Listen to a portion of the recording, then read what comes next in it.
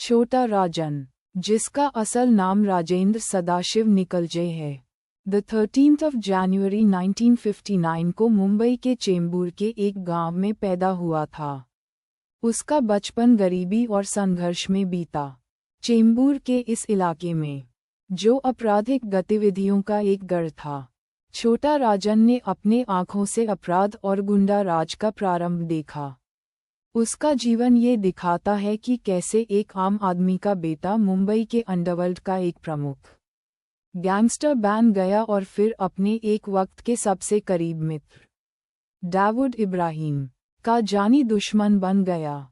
छोटा राजन ने अपनी शुरुआत छोटी मोटी चोरी और झपटमारी से की थी, लेकिन जल्दी ही उसका संपर्क चेंबूर के बदमाशों से हुआ और वो पेटी क्राइम्स में उलझ गया। राजन को पहली बार प्रमुख तौर पर तब पहचान मिली जब उसने 1980 के दशक में राजन नायर, जो कि बड़ा राजन के नाम से मशहूर था, के साथ काम करना शुरू किया। बड़ा राजन के मौत के बाद राजेंद्र ने छोटा राजन का नाम अपनाया और अपनी ताकत और प्रभाव बढ़ाने लगा। यूएस समय मुंबई का अंडरवर्ल्ड अलग अलग गैंग्स में बनता हुआ था। दाऊद इब्राहिम का गैंग उसमें सबसे प्रमुख था, जो स्मगलिंग, वसूली और अन्य आपराधिक गतिविधियों में लगा हुआ था। छोटा राजन ने पहले दाऊद के साथ मिलकर काम किया और ये जोड़ी मुंबई के अंडरवर्ल्ड की सबसे खतरनाक जोड़ियों में से एक बन गई। दाऊद और छोटा राजन ने मिलकर अपना नेटवर्क इतना मजबूत किया कि उनकी ताकत भारत से बाहर भी पहुंच गई। स्मगलिंग, हथियार की तस्कर और ड्रग ट्रैफिकिंग जैसे आपराधिक काम उन्होंने मिलकर किए। लेकिन 1993 के बॉम्बे धमाकों के बाद छोटा राजन और दाऊद इब्राहिम के रिश्ते में दरार आई। दाऊद पर इस धमाके को प्लान करने का आरोप लगा, जिसमें कई लोग मारे गए थे। राजन, जो अपने आप को एक देशभक्त मानता था, दाऊद के इस कदम को कभी माफ नहीं कर पाया। ये दरार तब और गहरी हो गई जब दाऊद के गैंग ने राजन के कई साथियों को मार गिराया। ये सब घटनाएं छोटा राजन के गैंग को दाऊद के खिलाफ खड़ा करने में प्रमुख रही। दोनों के बीच की दुश्मनी खतरनाक मोड़ ले चुकी थी और मुंबई का अंडरवर्ल्ड अब दो हिस्सों में बंट चुका था, दाऊद का द कंपनी और छोटा राजन का गैंग। ये दुश्मनी न सिर्फ मुंबई की सड़कों पर बल्कि इंटरनेशनल स्टार पर भी देखी गई। दोनों ने एक दूसरे के आदमियों को मारने के लिए सुपारी दी। छोटा राजन अपनी बदले की भावना के कारण देशभक्त डॉन के रूप में पहचाना जाने लगा, जबकि दाऊद को देश का गद्दार कहकर पुकारा जाने लगा। 1990 के दशक के अंत और 2000 के शुरुआत में छोटा राजन ने भारत छोड़ दिया और अपनी छवि को बचाने के लिए अलग अलग देशों में रहना शुरू कर दिया। उसकी कहानी में एक और मोड़ तब आया जब यूएस पर बैंकॉक में 2000 में एक हत्या की कोशिश हुई।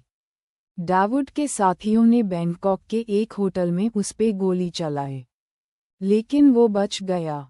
इस घटना ने छोटा राजन की एक छलक धोखा से जीने वाले गैंगस्टर की छवि को और मजबूत किया। छोटा राजन का जीवन भागता दौड़ता रहा, लेकिन उसने अपना आपराधिक नेटवर्क चला कर रखा। फिलीपींस, इंडोनेशिया, मलेशिया जैसे देशों में अपने बसेरा बदलते हुए उसने वसूली, ड्रग ट्रैफिकिंग और हत्यारा की सुपारी का काम जारी रखा।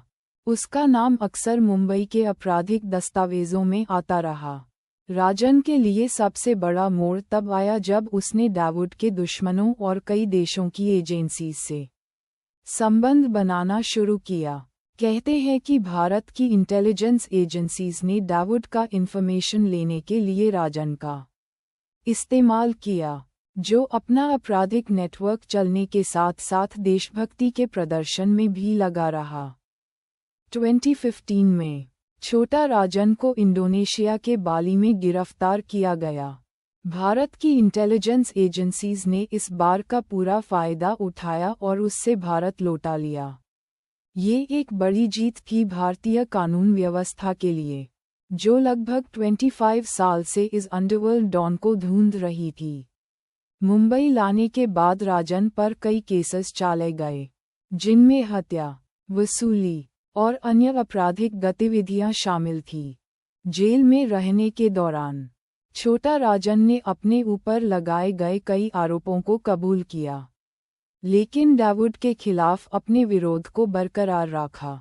उसने डेविड के आतंक के विरुद्ध खुलकर बोला और ये दिखाया कि कैसे डेविड ने देश को धोखा दिया था। राजन को अंत में कई घातक गुनाहों के लिए दोषी पाया गया और उसकी कहानी ये प्रदर्शित करती है कि कैसे एक आम आदमी के अंदर की गुंडागर्दी उससे दुनिया के सबसे खतरनाक गैंगस्टर्स में से एक बना देती है। छोटा राजन की कहानी एक ऐसे व्यक्ति की है जो जीवन के हर मोड़ पर कड़ी चुनौतियों से जूझता रहा, जो शुरू में डेविड का साथ था लेकिन अंत में उसका सबसे बड़ा दुश्मन बन गया। उसके जीवन ने ये साबित किया कि अपराध की दुनिया में दोस्त और दुश्मन की पहचान बदलती रहती है, और जीत वही होती है जो अपनी ज़मीर के साथ खड़ा रहता है, चाहे उसके लिए उस अपने ही पुराने दोस्तों के खिलाफ क्यों न खड़ा होना पड़े।